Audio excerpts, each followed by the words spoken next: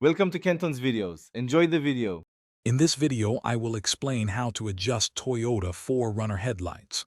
Proper headlight aim is essential for both your safety and the safety of others on the road.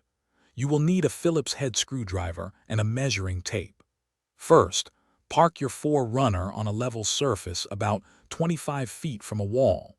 Make sure your tire pressure is correct before you begin this important task. Now let's prepare for the adjustment. Measure the distance from the ground to the center of your headlight lens. Transfer this measurement to the wall, creating a horizontal line. Next, measure the distance between the centers of your two headlights. Mark two vertical lines on the wall, aligning them with the center of each headlight. These marks will guide your adjustments. It's time to adjust the beams. On each headlight assembly, you will find two adjustment screws. One screw controls the vertical aim, moving the beam up or down. The other screw controls the horizontal aim, shifting the beam left or right.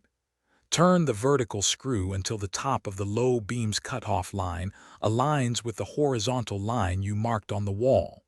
Then, adjust horizontally.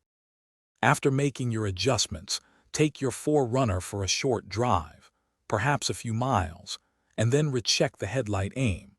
It is crucial to ensure your beams are not too high, as this can blind oncoming drivers. Confirm that both headlights are aimed symmetrically for optimal visibility. Always refer to your owner's manual for any specific recommendations or additional details for your vehicle model. Thanks for watching. Consider subscribing if we helped you.